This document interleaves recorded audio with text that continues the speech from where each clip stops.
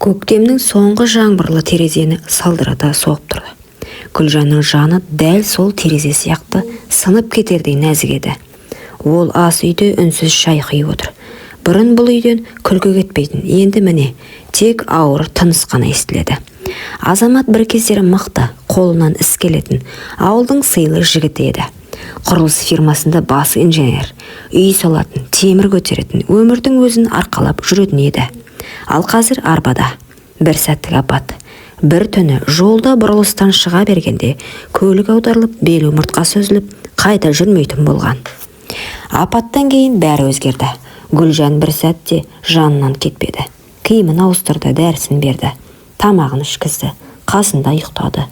Алғашқы айларда Азамат үндемеді, ұялы телефонында қолына алмады. Тек кейде көзімен терезеге қарап, мен енді кіммін деген сұрақты іштей қойып отыратын. Бір күні ол сыбырлап айтты: "Мені неге тастамадың? Сен менің күйеуімсің ғой", деді Гүлжан күлімсіреп. "Күйеу емес енді еркекті емеспін", деді. Сол сәтте Гүлжанның жүрегі шым ете қалды. Ол білетін Азамат намысшыл, күшті, бәрін өз қолымен жасайтын адам еді. Ал енді ол өз-өзін қор санады. Гүлжан түн сайын төсегіне жатып, ерінің ауыр тынысын тыңдайтын. Азамат кейде түсінде айқайлап оянып кететін. "Жүрегім ауырды", дейтін ол, бірақ денем сезбейді. Әйел оның қолын ұстап жылап отыратын, бірақ ешқашан оның алдында әлсіздік көрсетпейтін. Бір күні көршісі Сәния кіріп келіп: "Гүлжан-ау, еркек адам ауырса да әйел тірі болу керек, сен өзіңді ұмыттың ғой, шашың ағарып кетіпті", деді. Сол сөз Гүлжанның жүрегіне қадалды. Ол расында әйел екенін, сезім бар екенін, әдемі болуға, еркек назына бөленуге қақысы бар екенін ұмытып бара жатқандай еді. Бірақ ол үшін қазір бәрінен биік парыз. Ерінің көзіне қарап тұрып: "Тастап кетсең, Алланың алдында жауап берем", деп өз-өзін жұбататын. Кейде күйеуі оған: "Bir күні сен менен шаршайсың", дейтін. "Жоқ, мен сенімен бірге боламын", дейтін әйел. Бірақ жүрегінің түбінде ол сөздерге сену қиындап бара жатты. Ер адам мінезін жоғалтқанда әйелде іштей өледі екен. Екінші бөлім. Түнгі тыныштық пен әйелдің шөлі. Түн. Сыртта жаңбыр тамшылары төбеге тықылдап тиіп тұр. Гүлжан терезе алдында үнсіз отыр. Үй іші күңгірт. Арбадағы Азамат ұйықтап жатыр. Оның тынысы баяу, кейде ауыр демалады. Сол сәттерде әйелдің жүрегі де қоса ауырлайтын. Күйеуі апаттан кейін бұрынғы Азамат емес еді. Ол өзгерді. Күле алмайтын, сөйлесе алмайтын, тек өз-өзіне тұйық адамға айналды. Ал Гүлжан тірі өлікке айналған әйел. Оның бар өмірі күтім, дәрі, тамақ, тазалық. Күн сайын бір қалыпты өмір, бірақ жүрегі бос. Бір түндері ол терезеге қарап отырып өзіне сұрақ қойды: "Мен әйел емеспін бе? Неге менде құшақ жылулығын сағындым?" Сол ойдан ұялды. Қолындағы сақинасына қарап көзінен жас ыршып шықты. Таңертең Азамат әдеттегідей: "Шай", деді. Гүлжан үнсіз шайнекке су құйды. Бірақ оның жанарында жылылық жоқ еді. Сырттай бәрі тыныш, бірақ үйдің ішінде бір салқындық, бір мұң сезілетін. Күндер осылай өтіп жатты. Бір күні пештің түтіні кері тартып, үйдің іші көк түтінге толды. Гүлжан сыртқа отын шығаруға шыққан кезде көрші үйден Бекзат келді. Жас жігіт. Көзінде мейірім бар, қолы шапшаң. "Апай, көмектесейін бе?" "Қажет емес, өзім істеймін", деді әйел салқын үнмен. "Жоқ", иісі шығып тұр, түтін ұясы бітелген. "Рұқсат етіңіз, жөндеп берем." Бекзат үйге кіріп түтін жүретін жолды тазалап берді. Ол кетерде күлімдеп: "Мынау апай, сіздің қолыңыздың дәмі бар екен. Шайыңыздың иісі үйге тарап тұр", деді. Гүлжан сәл жымиып: "Рахмет, балам", деді де көзін тайдырып әкетті. Бірақ сол сәттен бастап оның бойында әлде бір жылы сезім қозғалғанын өзі де сезбей қалды. Сол түні Гүлжан төсегінде ұйықтай алмай жатты. Күйеуі жанында ұйықтап жатыр. Бірақ оның денесінен жылу емес, суық сезілетін. Көзін жұмса, Бекзаттың жылы жүзі елестейді. Жанындағы арбадағы еріне қарап іштей сыбырлады: "Кешір мені, мен де тірі жанмын". Ол әйел еді. Әйел болған соң жүрегінде жылулық іздейтін, назға зәру бір нәзіктік бар еді. Ал оның сол нәзіктігін ешкім байқамайтын 3-ші бөлім. Күз келді. Жапырақтар сарғайып, ауладағы пештің түтіні көкке көтерілді. Гүлжан таңнан кешке дейін арбаның жанында, дәрі, ас, жуылмаған ыдыс, отын бәрі оның мойнында. Күйеуі Азамат үндемейді. Кейде ғана «Суды берші», «Телефонда келші» деген қысқа сөздермен ғана сөйлейді. Гүлжан болса, күн сайын ішінен мына өмірдің соңы қайда апарады деп сұрайды. Кейде Азамат ұйықтап жатқанда ол көрпесін түзеп, бетін сипап, көз жасын тығып жылайды. Жылайды, себебі бұрынғы өмірді сағынады. Ерінің күлкісін, бірге жүрген күндерін, төсек қатынасын, құшақтағы жылуын.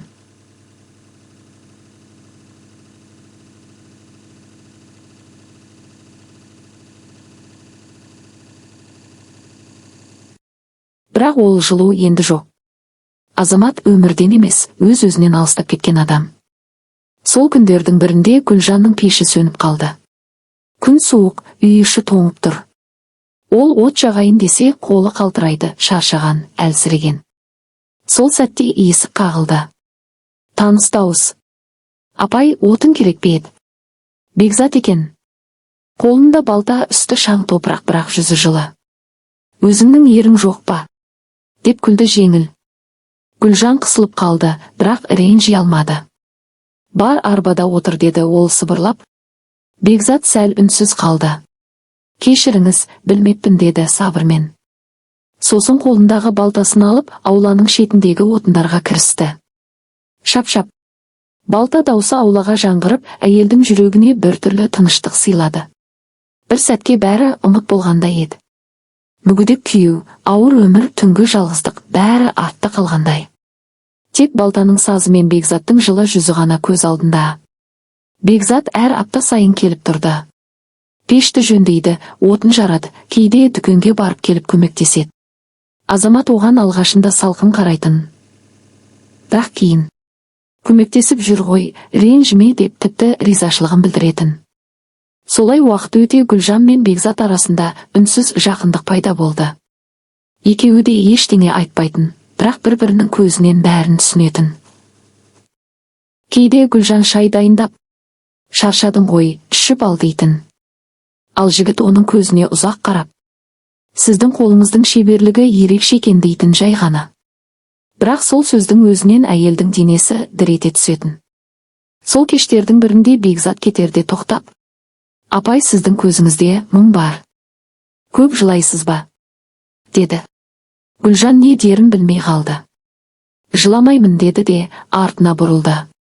Бірақ көзінен жас ыршып кетті. Сол түні Азамат ұйықтап қалғанда ол іштей сыбырлады.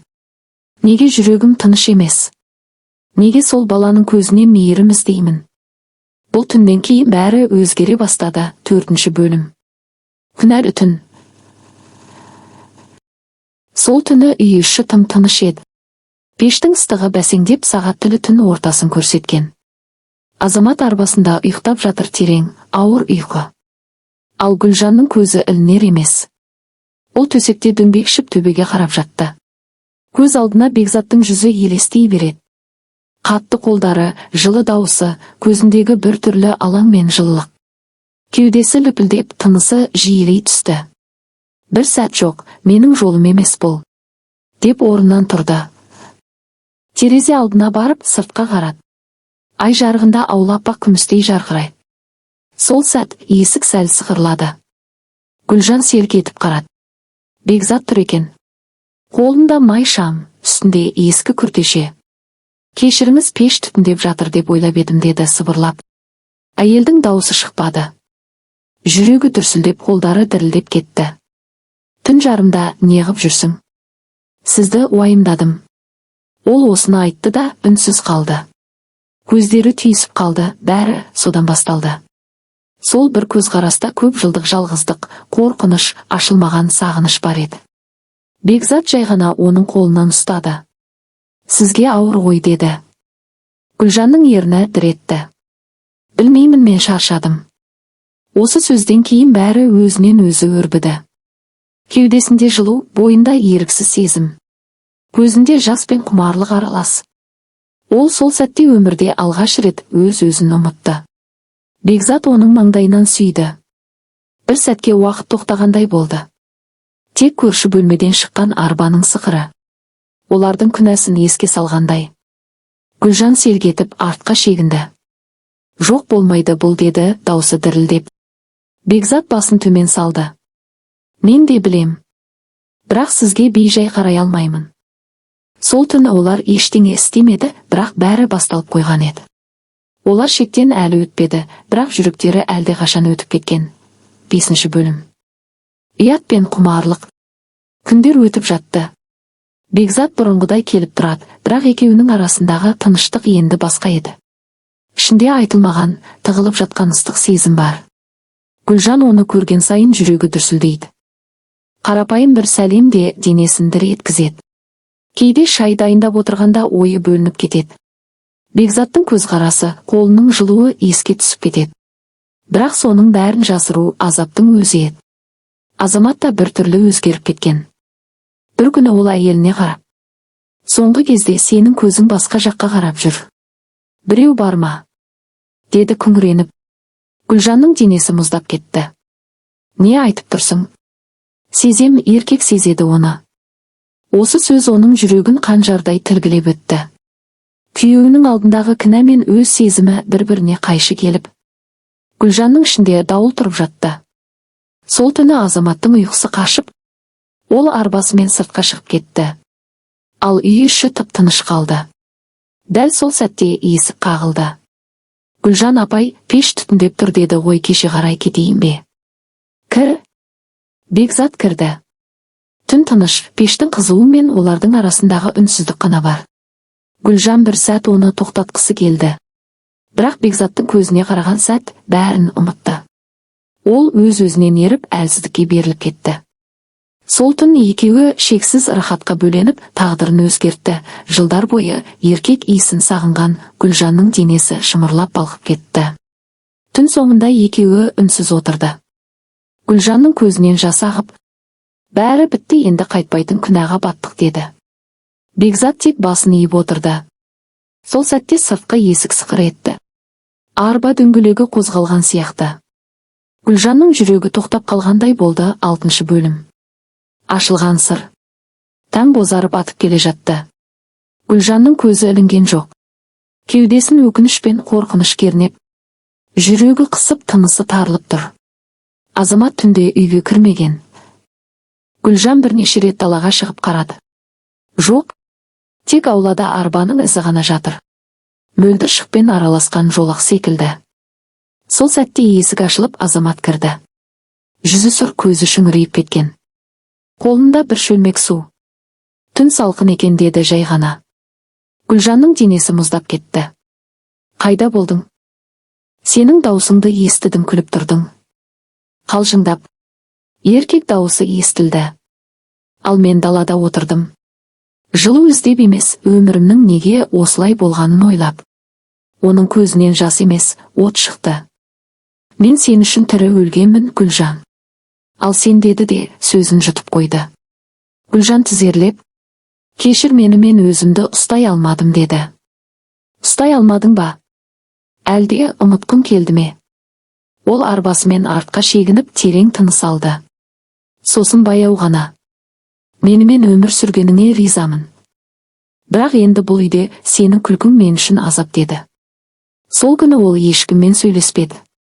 Кешкі тамағын ішпей қойды. Түнге қарай Гүлжан оның қасында отырды. Ішші, Азамат, өтінем.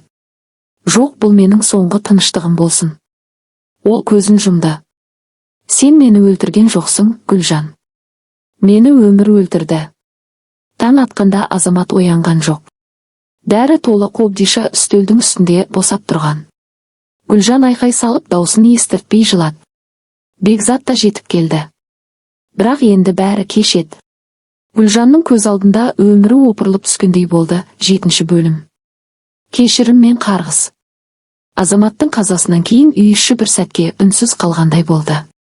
Тіпті қабырғалардың өзі түнеріп, ескі естеліктердің салмағымен шөгіп тұрғандай. Гүлжан күн сайын оның суретіне қарап: кешір мені. деп сыбырлайтын. Бекзат болса үнемі жанында болды. Жерлеу, шаруалар, балалар бәріне көмектесті. Ал Гүлжан енді жалғыз қалудан қорқатын. Бір жыл өтті. Уақыт бәрін емдегендей жарасын басқанда еді. Бірақ жүректің түбіндегі кінә сезімі еш кетпеді. Солай болса да ауыл іші Бекзат пен Гүлжан қосылыпты деген сыбырмен толды. Той болмады. Тек мешітке барып некелерін қидырды. Бір-біріне қарағанда екеуінің де көзінде қуаныштан гөрі қорқыныш басым еді. Бекзат оның қолын ұстап тұрып, мүмкін тағдыр бізге осылай сынақ берген шығар, деді. Гүлжан үн қатпады. Тек көзін төмен салды. Жаңа өмір басталды. Бірақ әр түні Гүлжан Азаматтың елесін көретін.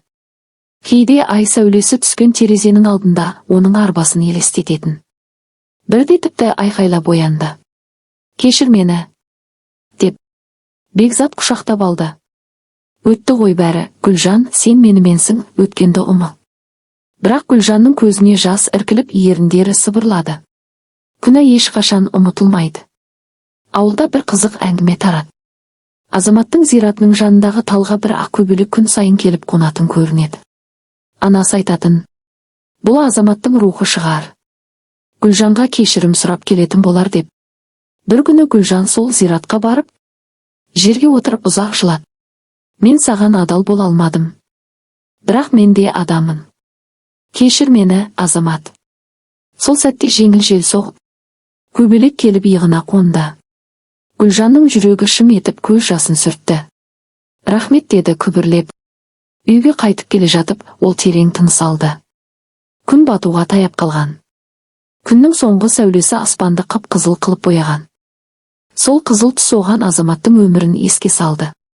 Ыстық, ауыр, бірақ ұмытылмас. Гүлжан енді бақытты болуға тырысты. Бірақ әр таң сайын оның жүрегінде бір ғана ой оянатын. Бақыт кейде күнәмен келеді. Құрметті оқырман, өмірден алынған шынайы сабақ болар оқиғаларды тыңдағыңыз келсе, менің арнама тіркеліп, лайк, комментарий жазып қолдап кетіңіздер. Келесі кездескенше.